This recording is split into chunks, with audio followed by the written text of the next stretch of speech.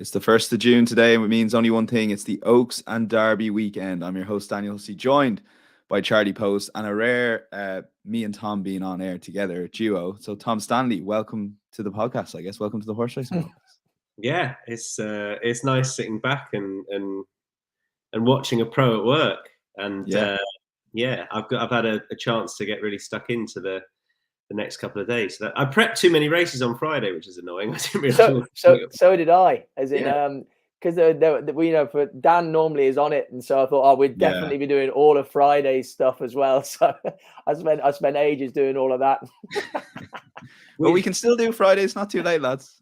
No, we're all right. I think we've got enough to concentrate on, haven't we? Yeah, in fairness, there's a lot of racing going on. But Tom, you do look very relaxed, more relaxed than usual. So I guess maybe there's a new role, perhaps, in the office. I just love this is lovely. I feel like Steve Jones, except I'll talk less. Yeah. Charlie Poste, heartbreak for Coventry there. So my condolences to you and the rest of the Coventry fan base. Cheers, mate. Yeah, it was a great day, bar the result. As in, I genuinely thought when we equalised, we might go on and win it in normal time. And I don't know, no one wants to stake. It was like when Darbo had to take the penalty because there'd been some cracking penalties. It was almost like, hey, like you pass the parcel at a kid's party where the music goes off and there's one bloke left on the outside, and it was like, go on, mate, you're up, because no one else wants to take one, and he never heartbreaking for him because he never really looked like he wanted it. So shocking, real. Yeah, and you always know that when you're not in the first five, it's never a good sign, is it? Like going. It was a good conversion, to be fair. Yeah. I mean, I'd say it was slightly right of centre, but Wilkinson would have been proud of the elevation. Yeah.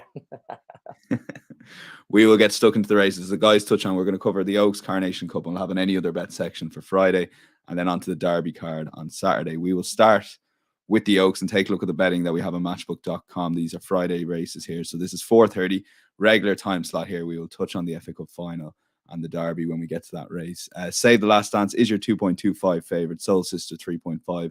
Running Line 7.0, Eternal Hope 15.0, Heart Take Tonight 21.0, and Bigger the Rest. Charlie Poste, over to you for the Epsom Oaks. Yeah, I mean, look, it's very unoriginal. I mean, I went through the race and there's some lovely unexposed fillies in against the favourite, but I just kept coming back to her. I mean, she was so impressive at Chester. I then was like, maybe the ground's going to be a factor, but she is a Galileo, and you listen to everything Aidan O'Brien says, and he kind of seems to think she might be even better on decent ground.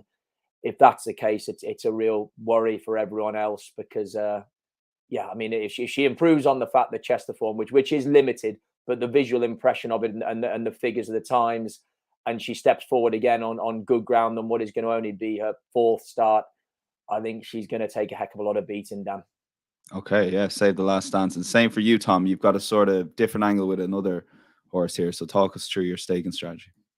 So I agree with Save the Last Dance. I mean, fundamentally, I guess I'm pleased that Soul Sister did what she did at York, but I'm against her because, in fact, I offered our colleague at Racing TV, Angus McNay, 11-2.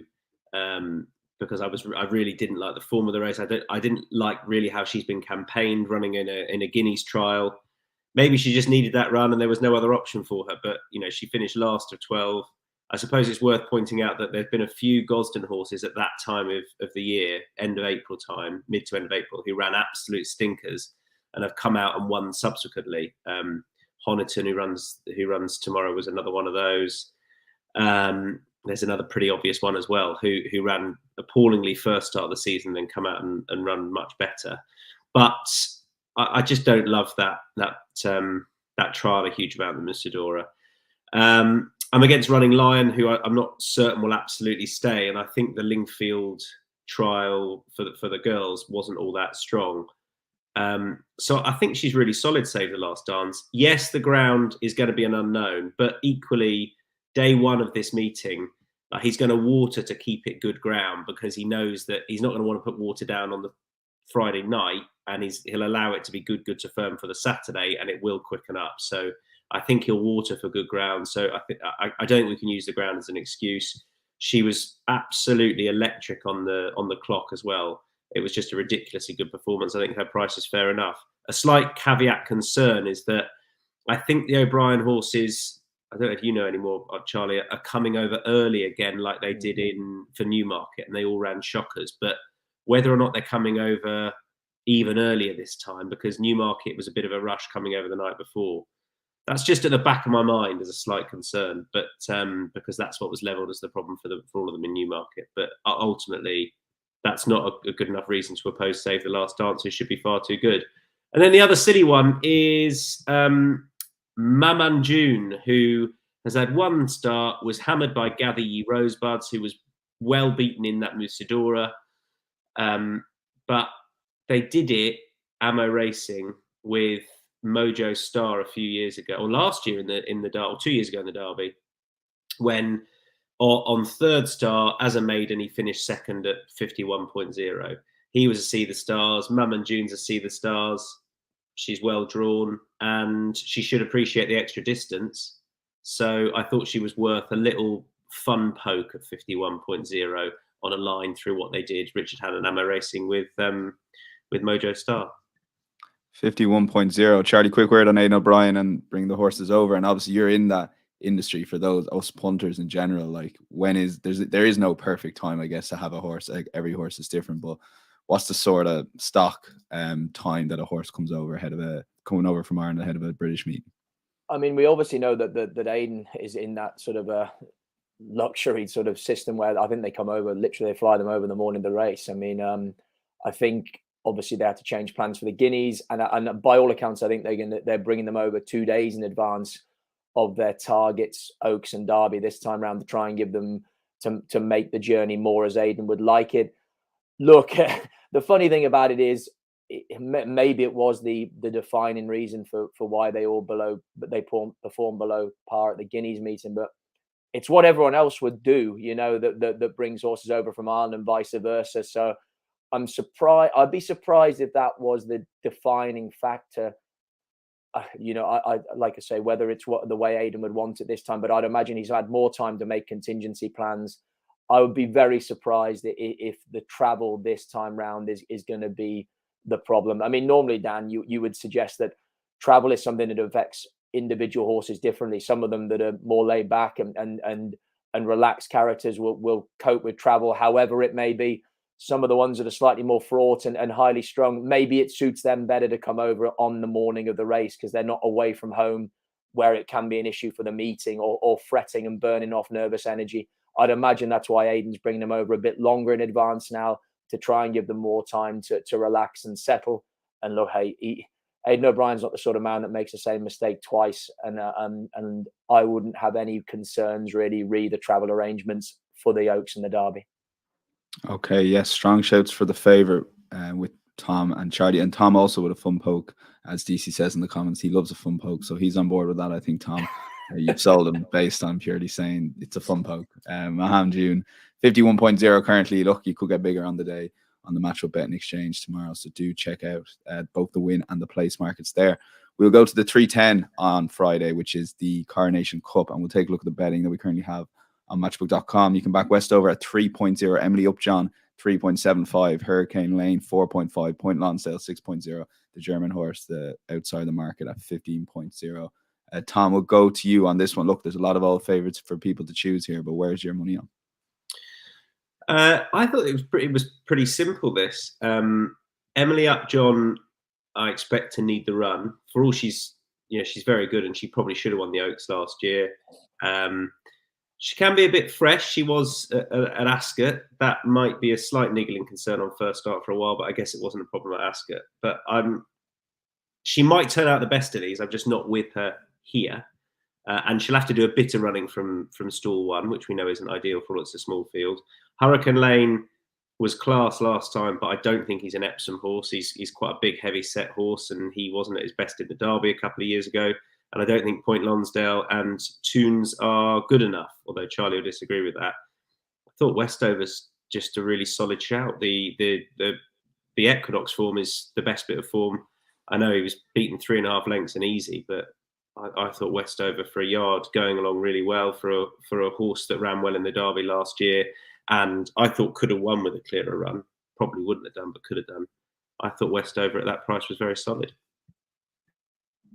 Okay, yeah, Charlie, over to you. Do you agree?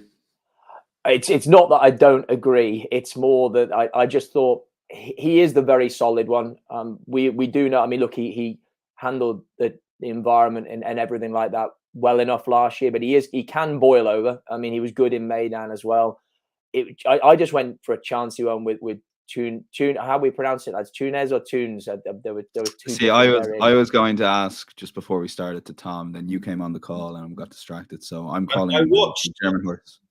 I watched the replay of the Grosser Price von Baden that he won, and I can't remember what they said. We'll go with the German horse then, anyway. Yeah, I'll have a listen and confirm. Hang on. Yeah, go on, you carry on. But I just thought if you go like Westover's a solid one.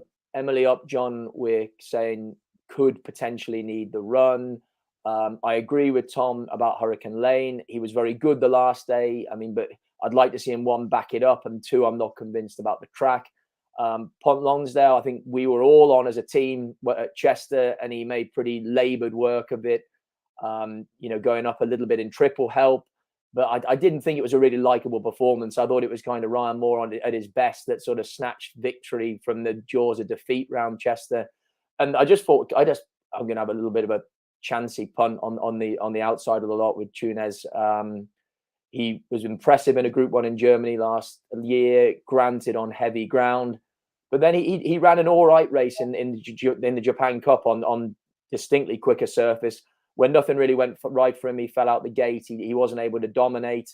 And look, he had his return this year, finished second in probably what is an ordinary form. But I just thought, looking through it, there wasn't guaranteed to be a guaranteed pace setter. So maybe he could get an easy time of it in front. And just going through his peak RPRs, he's not that far away from the rest of these.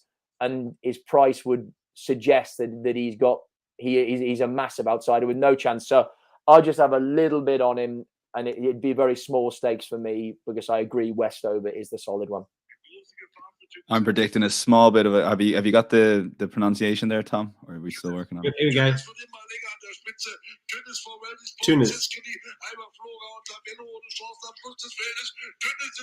Tunes, yeah. Tunes, good. No, that's good to know, actually. Tunes. Yeah, I'm predicting a bit of a gamble perhaps on this horse, Charlie. Just a couple of the Twitter racing tipsters have been talking about Tunes the last hour or so. So perhaps we might see a bit of a gamble. The 14 or 15.0 currently available might not be there come tomorrow. So we will move on to the Any Other Friday section here. Couple of shouts. Charlie, we'll go to you first. Both you and Tom have a pick in the 235, so take it away first. Yeah, just Ros Collin. I mean, he can be a slightly frustrating horse, but he was placed at Royal Ascot last year of 103. He's off 95 now. I thought his run last time in the Victoria Cup over 7, I thought he made a little bit of late progress. The extra bit of trip won't do any harm. And he's 1 from 1 at Epsom, and he has a really good record at Goodwood. So maybe he just loves running downhill, this horse. So, a win and play shout for me in the 235 on him. Okay, Tom, why is Charlie wrong? Oh, he's not. I don't mind. I like Ros Collin. I remember, he won last year on a James Doyle, I think over a bit shorter. I wouldn't be against him per se, but I thought in the race I would have a bet on Austrian Theory, who's probably a trading option. I thought he was the most obvious pace angle.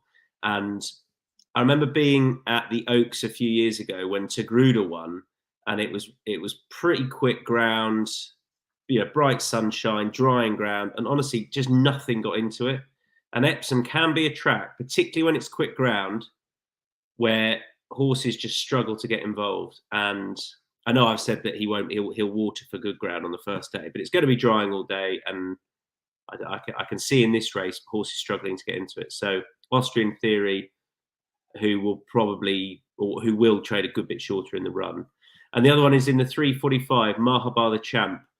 He won having had a wind up last time. He's got a tongue tie on now, and he did really well to get involved that day and win. But they went no pace at all. The horse that finished second, who I've forgotten, stayed up there, ran a really good race. But Mahabar the Champ did well to win. He's beautifully bred, this horse. His dam was very good, and his granddam was even better, and all in these colours. And I think he could rate a bit higher than this. So Mahabar the champ in the 345. I think he's about 5.5 roundabout favourite, and should be. I'd jump in on that as well. I liked him too. So yeah, I'm fully behind that shout. Oh, okay. We'll add that to the document, and insights.matchbook.com. There'll be a lot of tips thrown at you here. Do check that out from Thursday afternoon. Full recap of all the selection from the guys for Friday and Saturday. Anything else to say on Friday, guys, before we move on to Derby Day? Nope. We will move on to Derby Day. Go on, Tom. Do you want to come in there? Sorry. No, I said no. No, sorry. Happy. No. Well, listen, I'll let you take it away before we get into the race. And Tom, obviously the FA Cup final had to be moved from, I think it was going to be scheduled around 45 to 5:30, somewhere like that. In its original slots pre-COVID anyway, it would have been the late kickoff. London Police requested, because it's Manchester Derby, to have the game earlier, 3 o'clock. Was there any other option for ITV to move the race to another day, midweek, Sunday? What were your thoughts on it? No, I don't see there was another option. You're not going to run it late. They don't want it to clash with the football, so they have to. Yeah, I think their hand was forced. I mean, it's a real shame, because it's going to be weird having the Derby as race 2 on the day. But it will go off later because there's going to be loads of protesters. So, well, that's good. Yeah, every cloud. It's going to be weird. Yeah, it's going to be weird. Do you know, I think the bigger factor could be these protests and how the race is held up, because you're going to have these, finely tuned athletes, colts, all walking around the paddock, 14 of them, and like they are going to do something, and the race is most likely to be delayed, and that's a concern for these horses. So, yeah, all in all, really positive. Yeah, we'll go over time, but it's I wait to see what happens beforehand. And quickly, before I bring Charlie in, I guess the difference between this and Aintree is, obviously you mentioned the highly strung horses compared to the experienced jumpers, but also the track itself. Aintree is probably as good as it gets in terms of being very hard to get in, whereas Epsom is, from what I can take from Gather, I've never been there myself, but it's a lot easier for protesters to perhaps break the barriers. Yeah. Well, it's public land in the middle, so even though there's an injunction now, so they would officially be breaking the law if they step onto certain areas of the course and track. It's not going to stop them. The other point is at Aintree, they obviously there was only a 14-minute delay officially, because they once got rid of the protesters, they then moved everything forward. So they didn't do a parade, and they just got the horses out on the track and started. At Epsom, once the horses get onto the track, they've got to go 1.5 miles to the start. Aintree, the start is right next to where they come out onto the course. So that's going to complicate things much more time-wise as well, because once the horses, depends obviously when the protest that we expect is going to happen happens.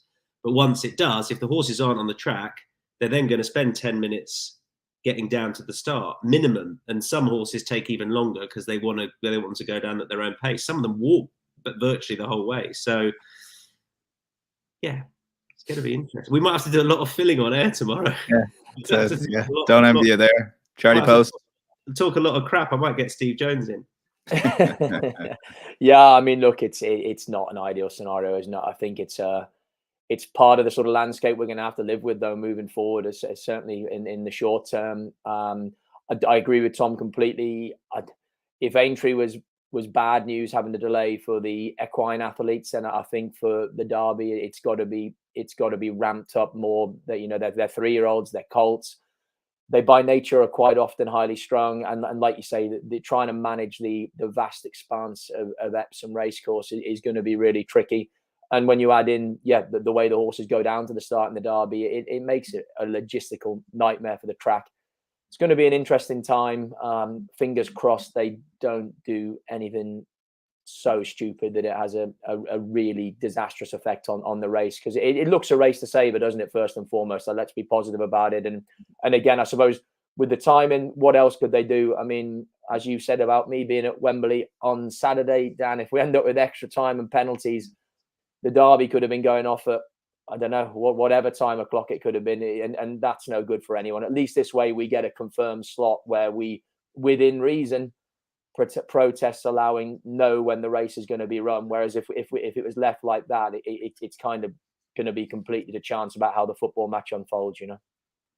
Yeah, spot on. And look, the halftime that people have said, it's just not an option because, you know, you have Roy Keane in the studio for those 10 minutes and advertisers want their money built around that halftime. So that was never an option, to be fair. So, and look, the Scottish Cup final was moved to 5:30 to avoid a clash with the FA Cup final. It is just too big a sporting event to be clashing with, particularly if it's ITV1 versus ITV4. So we'll go to the Derby. We'll have a look at the actual race itself. When it does get off, we've got a 4.0 favourite. August Rodin at 4.0, Military Order 5.5, Passenger 7.0, Arrest 7.5, and Sparrowell 13.0. The Fox is 13.0 and bigger the rest. Yeah, Charlie Poste, it is set up to be a brilliant derby. Yeah, I mean, I think it's a real race to savour because it's so open, isn't it? I mean, I suppose the one horse that could make it not that way is August Rodin. I mean, he bombed out in the Guineas. There were reasons banded around.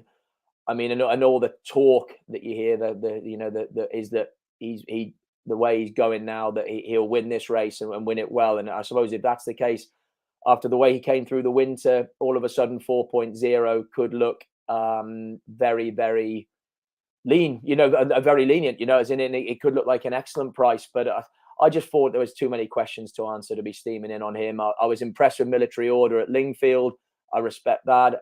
I mean, Passenger, was unlucky in the dance. I just kept watching the race back, and I mean, maybe Tom will have a different view, but I just didn't buy into he was as unlucky. It was kind of being muted around at the time, and then you go further out, and I was just looking for one at value. I came down with Dubai Mile. I think his form ties in. He beat Arrest in a French Group 1 as a 2-year-old over a mile and a quarter. He ran a super race in the Guineas. He looked straightforward. He got outpaced there, and then was staying on all the way to the line.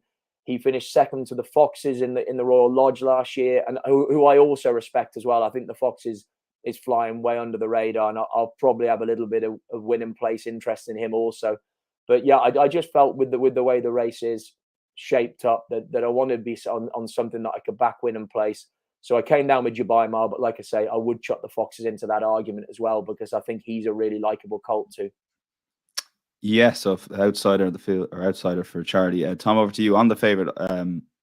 Definitely excuses in the Guineas, I guess, but it's probably going to take a lot of forgiving to back it at 4.0.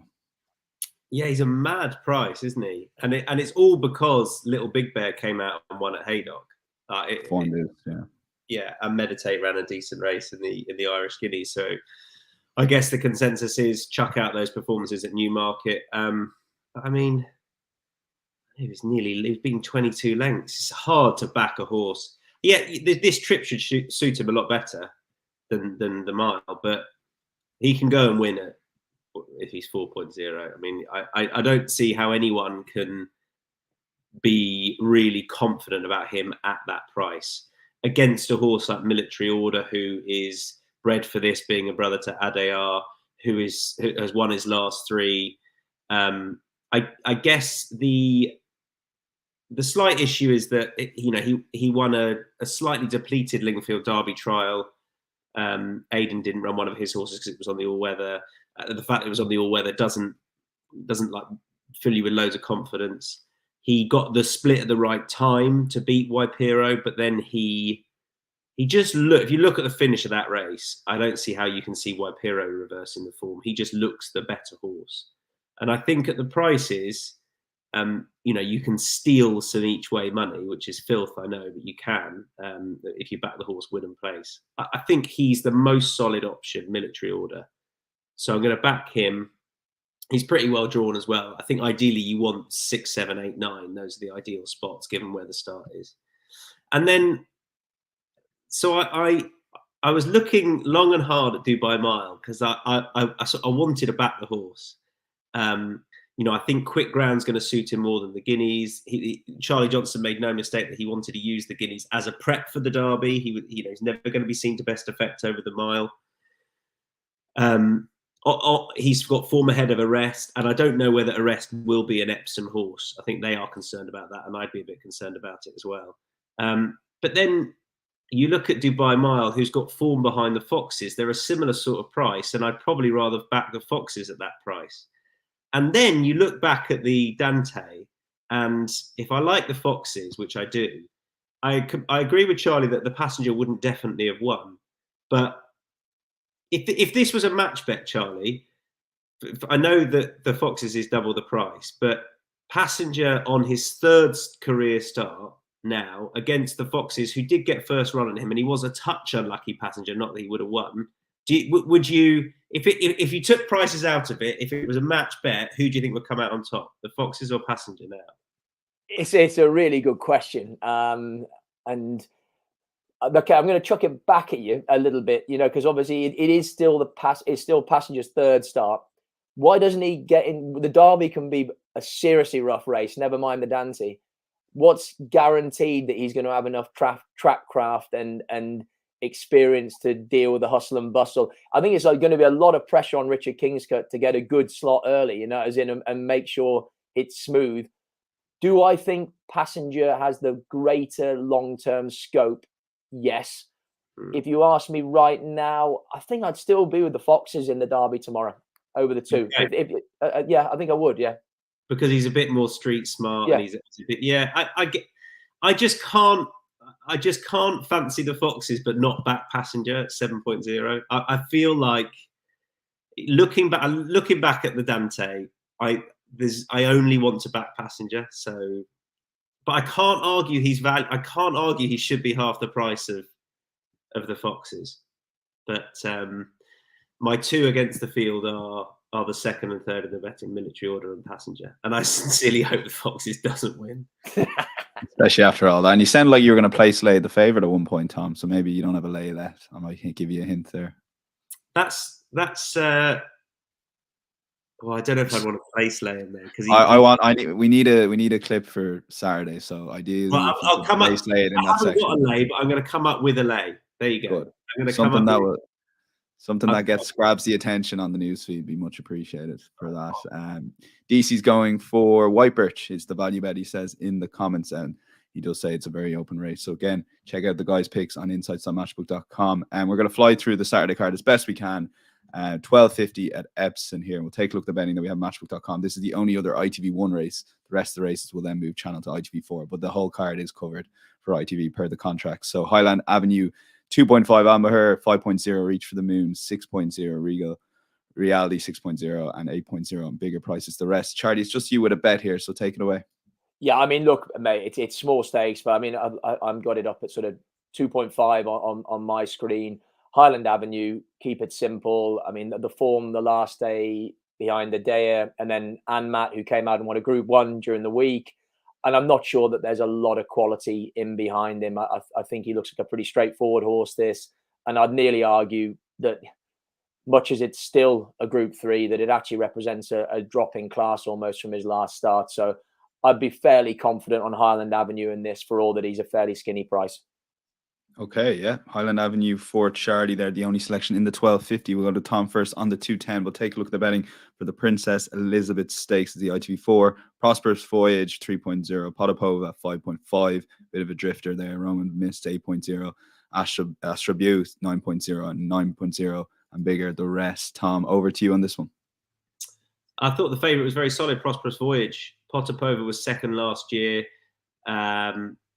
Wonder if she wants a bit more dig in the ground than might be the case come Saturday. And she did pull up with an irregular heartbeat last time. And I mean, Roman Mist has got a bundle to find, having won on heavy last time.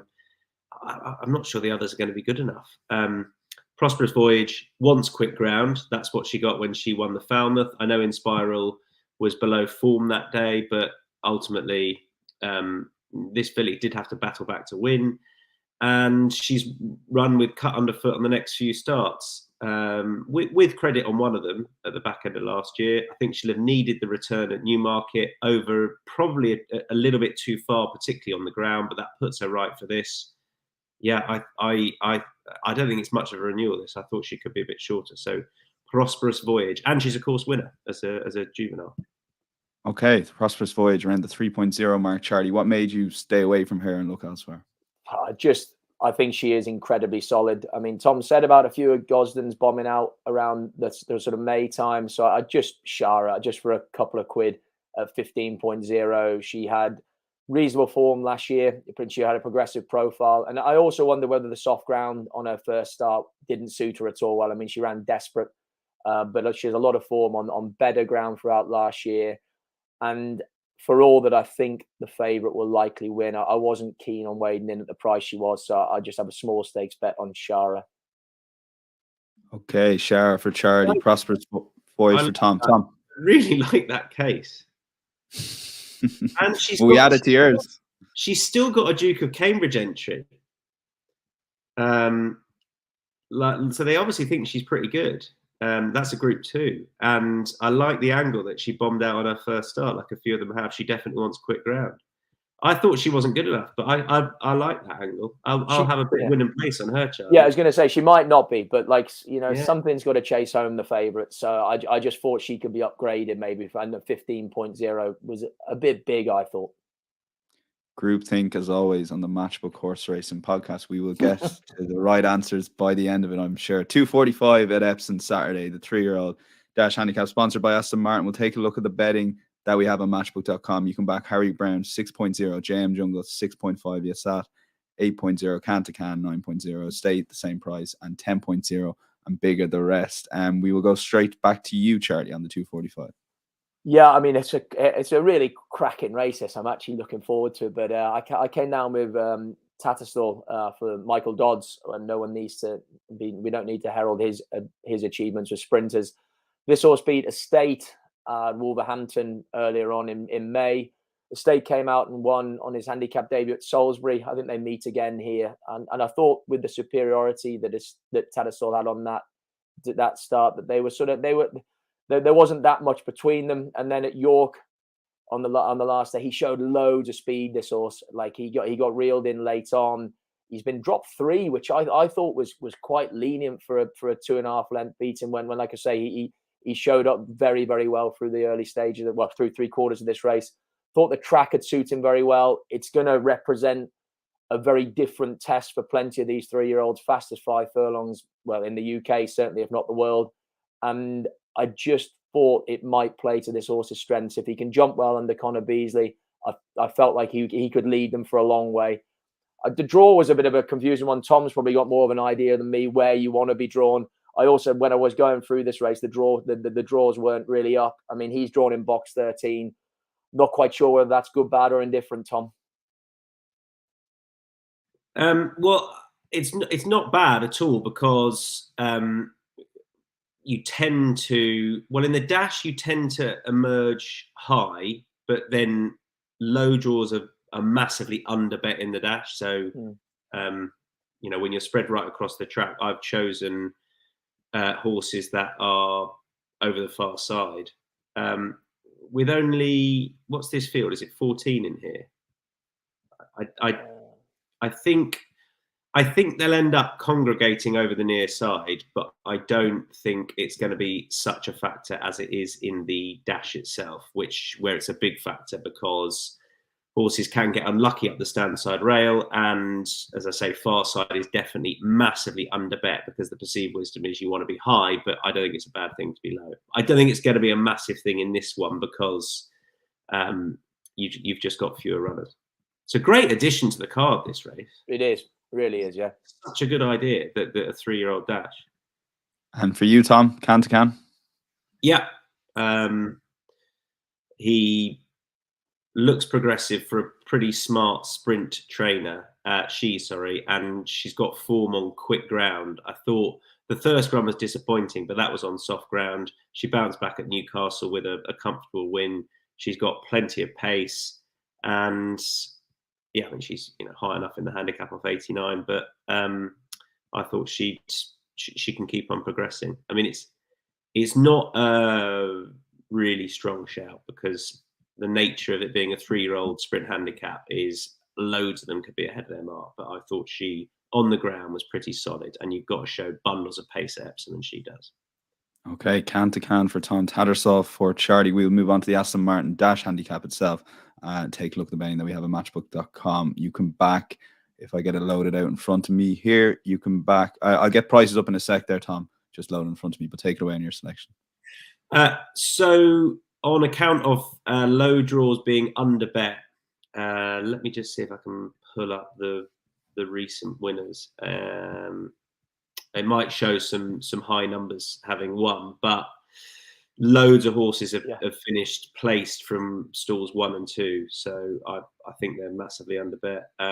Ornate won it out of 2. Caspian Prince won it out of 1. Desert Law won it out of 1 in the last 10 years. T-Spirit was 10. McCartyl 13 last few years. But I definitely think those lower draws are value. Obviously, Clarendon House fits that bill, being drawn 2, but I don't know. He's obvious enough for me. I've gone for Recommission out of 1, who is well treated based upon previous runs in the race. Molly Phillips takes off 3. If you've got a horse who's drawn low, who shows plenty of pace, that I think is what you want to bet in the race.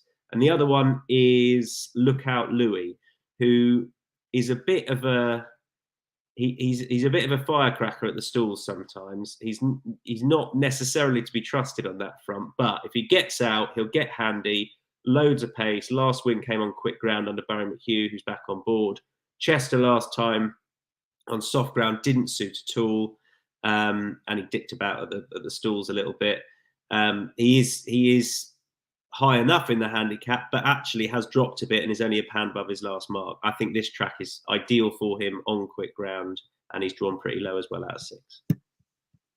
Okay, yeah, Charlie, over to you. Drawn 2, Clarendon House. Yeah, I thought I'd just keep it obvious. You were nodding your head when Tom was saying, yeah, I was thinking, I'm the obvious lazy kind of guy down here. Yeah, as in, so yeah, I again, he was playing his trade in level weights company, including group ones last year. I thought he travelled really good for a long way again at York, going back to York, like the one in the 3-year-old dash before sort of tying up late on his first start back. And I didn't think, watching it back, Daniel Muscat was very hard on him, and he retains the ride again today, and they dropped him again another £2 for that run, so he's down to a mark of 100, which is 5 or 6 pounds lower than his best. And yeah, there's loads of speed, as Tom said, around him. Lookout Louis and that, and this also a real strong traveller as well. So yeah, a win and place bet on him for me, please. Okay, yeah, we'll move on to the 355 in Epsom, the Leicester Piggott handicap, and take a look at the betting that we have on matchbook.com. Fox Journey 5.0, Massey Mara 7.0, Torito 7.0, Nada King 10.0, Abu Royal 11.0, and bigger prices the rest. Straight back to you, Charlie. Yeah, Balance Ploy for me. Rafe Beckett's horse. He, just getting him up in front of me. Yeah, as in he's been brought along steadily. I thought his reappearance behind, and I'm having a stab at this pronunciation, Kudwa at Salisbury was a real good run. And Kudwa's come out since and subsequently won at Newmarket and has got an opening mark now of 95. This lad, I'd have thought off of 81, there's got to be movement in that mark. He also can be ridden prominently. He bowled along in front on his seasonal reappearance. And yeah, I think if he strips a bit tighter for that, 8-7 on his back, off 81, Andrea Atzini booked. I thought, like, at the prices, yeah, again, I really like him win and place this horse. Okay, over to you, Tom. Fox Journey. Yeah, I couldn't see past him. I thought that performance last time was really strong. He's gone up a good bit in the weights.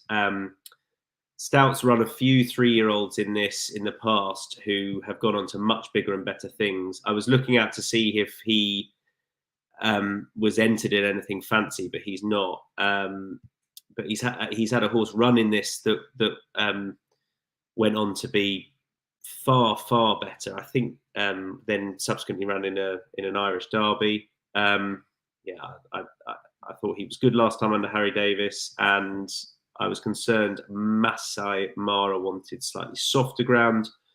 Torito is a lunatic and not to be trusted. So I was with Fox Journey, to be honest, which is just the obvious play, Charlie. Sometimes it pays to keep it obvious, Tom, Time reveals all on that front there, guys. And I realised when I said it, I was like, shit, I'm on the fab in the next. We'll take it away on the next, Tom. Northern Dancer handicap, 4:30 Epsom. 4:30. Second fav. Yeah, so that fab I was on. So Kaius Chorister, I wish they were running. Last time he ran, or 2 starts ago, Bad Company. No, it was last time. Bad Company won. Kaius Chorister finished second. Put Soto Sizzler in your trackers, everyone. I don't know why he hasn't run again since, but that day you had to come over at Epsom, stand side. You had to be bang up the rail. Pat Cosgrave rode them all silly, getting the rail. And Soto Sizzler ran an absolute cracker from off the pace. You couldn't get into it that day from off the pace and out towards the centre of the track. So I can't wait for him to run again, but it's not here, sadly. Kaius Chorister is a winner here. I think he wants quicker ground than he had last time. And Pat Cosgrave picked Benoit de la Sayette's pocket that day. I was there, and he looked as though he'd take a step forward. Sorry, she'd take a step forward for the run. I always call her a he, Kaius Chorister. He just sounds like a he. Ryan Moore's on board. That's definitely a plus. I thought fair enough, but I'm not like over the top of the prices. But I'm going to go with her win only small bet. Yeah, into 4.5 Charlie, but you still make her a bet there. Price. Yeah, I do make her a bet, but I'd agree with Tom. I mean, I didn't think this, compared to some of the action, is the most competitive of races. You know, this filly improved, I think, £43 through last year. You have to chuck in David Minoussier. They're sort of in and out at the moment, aren't they? They're not really absolutely flying along. But I thought, yeah, nothing against Benoit de la Sayette, but the addition of Ryan Moore and the return to a quicker surface after running such a promising reappearance marked her up for me, and it does make her a bet at the price, but I wouldn't be going crazy about this one. Okay, cool. We'll move on to the final race on the card, the 6th Furlong Tokyo Trophy Handicap, and take a look at the betting that we have at Matchbook.com. You can back Pro 5.5, Mr. Wagyu 6.0, Apollo 1 8.0, Haymaker the same price, Indian Creek 10.0, Judicial 10.0, and bigger prices the rest. Charlie will stick for you for the final race on ITV4 on Saturday. Yeah. Again, I went through this and I was trying to find something value, but I just kept coming back to Mr. Wagyu. I mean, he won this off £2 lower last year, but then he defied a mark of 100 in Ireland. He's had 3 starts this time round without running bad, and he's managed to come down 5. I think he's down 5, or he's down nearly, I think, 7 from where he was ending last season. And it just seemed really favourable. Like, looking at this, you'd imagine is the plan. John Quinn is pretty adept at pulling these sort of things off. And yeah, it's 6.0. And you can nearly back in win and place, which, as Tom said earlier, is filth. But, if that's what you got to do, that's what you got to do, So as in, keep it obvious, I think is the story for me for this. There's a few captions for this podcast, all right. But yeah, man's got to make some money, so yeah, filthy win and place bets by all means. Indian Creek, a proper win and place price here, Tom, 10.0. Yeah, you got to be obvious once. Indian Creek always runs well here. Last win came with Rose Dawes on board. I think the draw may not be ideal. It's probably not ideal for Mr. Wagyu either, just because. Or Apollo 1, because you tend to want to be a little bit more far side, given they have the bend to encounter over the 6. But it's not a major issue, I don't think. And has won with quick ground underfoot before the last win came on soft. It's a win and place shout. Probe was good last time. Do like Mr. Wagyu, who loves it here, and as you say, it's probably a plan. But I thought there was a bit of value about Indian Creek win and place. Who loves the track? Okay, yeah, a lot of tips thrown at you there. Insights.matchbook.com, the place to find it. If you are watching the live stream or you're watching the video back, do appreciate any likes, comments, or subscribe for free to the channel. It all makes a massive difference. Help us continue to do these podcasts with Tom, Charlie, and all the gang and the horse racing team. We'll go to Matchbook Zero, a brand new product. It's a Matchbook Zero long shot section here. Brand new product over the last few weeks. You can bet up to £20 on horse racing. It's a win market, but it will invariably be the best price, given we are 0% commission. And we're taking 0 margin on bets. Tom did a great narrating job on our Matchbook Zero video. Do check it out, pinned to the @TeamMatchbook Twitter account. And Tom, it's over to you for a Matchbook Zero long shot of the weekend. Take it away. Matchbook Zero long shot of the weekend is Lookout Louis in the dash. Well drawn, really quick, wants quick ground. Done. Over to you, Charlie Poste. Dubai Mile. Yeah, Dubai Mile for me in the Derby. Forms there in the book. Guinea, you get solid run in the Guineas, up in trip, quicker ground, form with all the main rivals, and he's twice the price of some of them, when he tie it all together. So yeah, Dubai Mile for me in the Derby. Okay, Tom, and you promised us a best lay that would do well, would do some clicks for us on Twitter. So take it away. Your best lay is going to be up from Friday. Yeah, Friday's Running Lion is drawn poorly in 2. You don't want 1 or 2 over this distance. She'll have to use up a lot of gas to get handy. She won't stay a mile and a half, and there's every chance she wants slightly quicker ground underfoot, slightly softer ground underfoot as well. So she'd be the one I was definitely against at the top 6 in the betting in the Oaks. So she's 7.0. So if you can lay her around about what would you be getting? About 3.5. Sorry, 2.5. I'd be happy to place lay her at that. Okay, Running Lion place lay Friday 4:30 for Tom. We will go to best Saturday bets. And we've got a rare multiple in the best Saturday bets section here, Tom. So just make the case for a brilliant Trixie for the weekend. 3 obvious horses. Here we go.